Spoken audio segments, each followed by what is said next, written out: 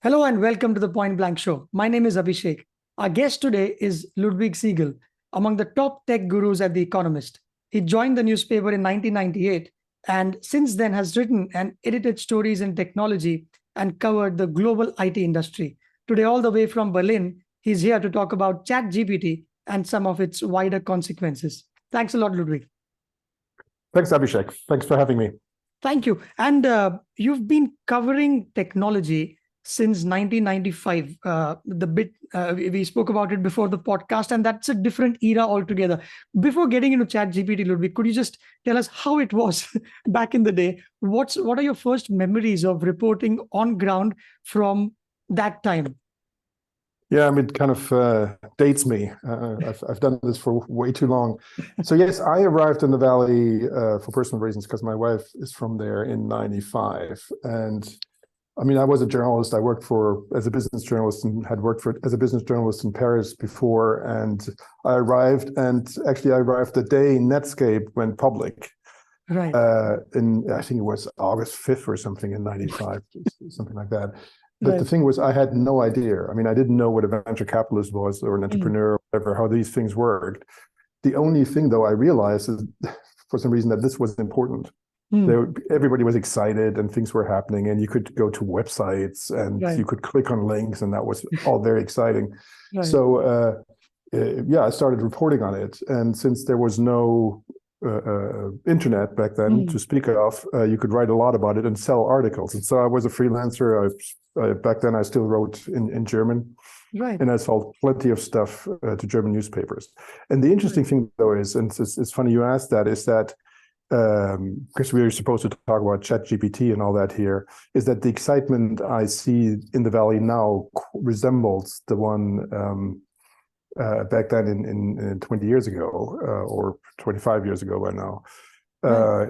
So it's, yes, there have been other hype cycles in the Valley, the smartphone, and perhaps the metaverse or Web3 or something like that. But this feels different. Yeah. Oh, well, then that's saying a lot because, I mean, the big names like Bill Gates has himself said that this is, I guess, as big as the internet itself and as important as the PC.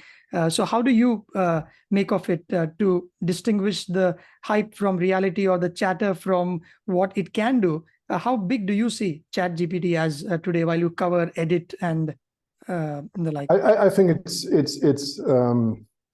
it's a very important development. The technology is very important with some caveats. I mean, it is quite exciting when you use ChatGPT for the first time and you have this machine answering to you mostly in a very eloquent way. That said, I mean, we also have to be a bit careful. We are kind of trained, we humans are trained by evolution to kind of get excited when some machine seems to be like a human. We anthropomorphize, did I get that right? Yeah. Technology kind of think it's human quite a lot. And of course, these machines, these foundation models, which are at the basis or the foundation, or large language models, I should say, of these chat services and other generative AI services, they're not human. They can't even think. They don't know what they're talking about in that sense. But it is, I think, an important technology because what these models do, they get trained on reams of data mostly, but also images, whatever. But let's stick with data, with text and language, and they kind of extract statistical regularities out of a corpus of text. And they learn, by doing that, they learn how to predict the next most likely word. So they play billions of rounds of Mad Libs, if you know that game, that kid's game. And so they learn kind of the statistical structure of language, of knowledge. And so that's what they're doing. They basically, when you ask them something, they parrot back what they've learned and say, okay, given all the words or the question, what is the next likely word and what is the following next likely word, and so on and so forth. And they thus kind of string together coherent answers. And they can be scary how coherent they can get, can't they? I was just listening to this very famous Canadian clinical psychologist, Jordan Peterson, and he was being that excited, 10-year-old, as you said, because as a human being, he asked ChatGPT to write him an essay that was the 13th rule. He's written a book called 12 Rules of Life or something. And he said, write me an essay that's a 13th rule for Beyond Order, which is one of his other books, written in a style that combines the King James Bible with the Tao Te Ching. And he said there was a tough one, and ChatGPT spat out a 4-page essay. And he said he couldn't distinguish. I mean, if you ask him, he wouldn't be able to tell if it was him who wrote it or not. So it is really, it's no longer middle school essays. This is like hardcore stuff then. Yeah, though it may also have to do something with Jordan Peterson and what he says, but okay.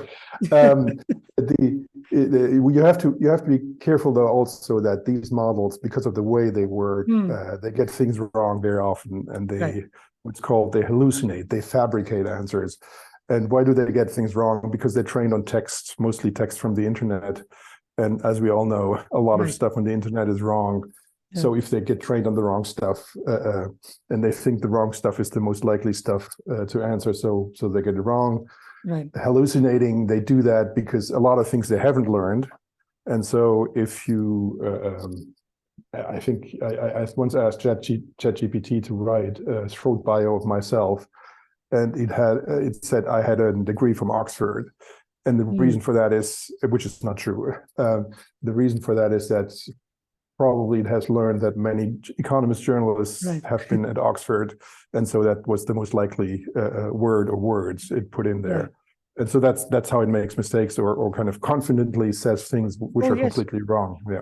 And no remorse in any case, or there are no sources that a search engine might give you, that hey, and there's also a disclaimer that we are only linking you to other websites or blog posts. But ChatGPT, I think I read in the Economist, you use the word mansplaining. It's as if you can it explains stuff confidently without having any sources and the like. Yeah, it's a very good mansplainer. Yeah, these models tend to be good mansplainers. Yes.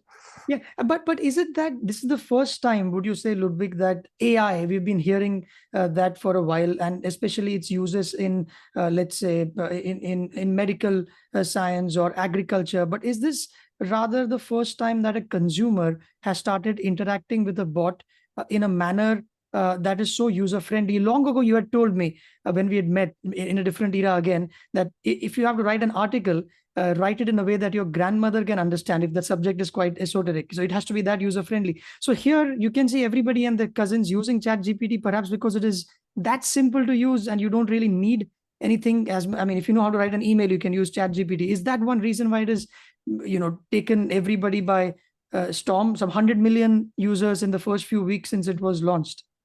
Yeah, though I think that I've seen other numbers which are more like 50 million, but okay. It's a lot. But back to the example of the .com bubble, or the 90s, when kind of the internet took off. So there was a lot of excitement because of the web browser, because the web browser for the first time kind of allowed to kind of surf the net, and that was unheard of before. And I can remember tech conferences where you had kind of an old PC with a big screen standing around, and people could kind of surf for the first time, surf the web, and you should have seen their faces. And I think that is quite similar to what's happening now. So yes, this AI stuff has been there for some time. Language models, large language models, are not a new thing. I think GPT-2, which is the predecessor of the model that's now powering ChatGPT, it's like 2 years old or something, or even 3 years old. So this stuff has been around, and you could do it before. But that service, ChatGPT, kind of captured the imagination of a lot of people. It was easy to use. A lot of young people could make use of it because, yes, I could write an essay, or it kind of have it write my essay, and so that's kind of, I think that has created the excitement, and that has shown also investors or entrepreneurs what you can do with that stuff. And that's kind of, that kicked off the kind of almost kind of a new mini industry of ChatGPT-like services. And there's like hundreds of them now. Every day you have 12 new ones. There's a Yahoo type, Yahoo back then, kind of one of the stars of the .com bubble. There's now lists and directories of these services, and it's actually it's quite fascinating. Yeah, there's at least 100 guys on LinkedIn writing about how you can use such models to revolutionize or make money. Whether it really happens or not is a different story. But yes, there is a lot of chatter around it. One thing that I wanted to ask you about, I'm not sure because this is mainly a technical bit, is that Lex Friedman, he is an AI researcher, and I was listening to a podcast that he was on with Joe Rogan, and he was saying that even he or people of his kind do not understand what's happening here, in that a lot of stuff that they are saying, they still don't understand how the chat GPT can indeed predict the next word, or the whole large language processing. So is it uh, uh, uh, should we be worried that even the guys within the field who are contributing to it do not know what it will offer, as opposed to, say, Netscape Navigator that you said back in the day? It was fairly straightforward, that you piece two and two together and it should give you an output that you desire. Here, nobody knows what the next word will be, or what is it that it might throw off. Yes, I mean it is okay. It's these models are very difficult to explain, but I wouldn't say people don't entirely know what's going on. Kind of the details don't, and their surprises. Kind of there's these emergent skills or capabilities they develop. So you train. You make the model bigger, and all of a sudden it can calculate or do math, or you make the model even bigger, and it's. I mean, that's probably the wrong example, but it can translate. But I mean, it acquires these or exhibits these new skills, and people don't quite know why that happens. That doesn't mean that they completely don't know what's happening. But yes, these models are very complex, and the industry right now is in this race situation. Kind of, you have models racing against each other.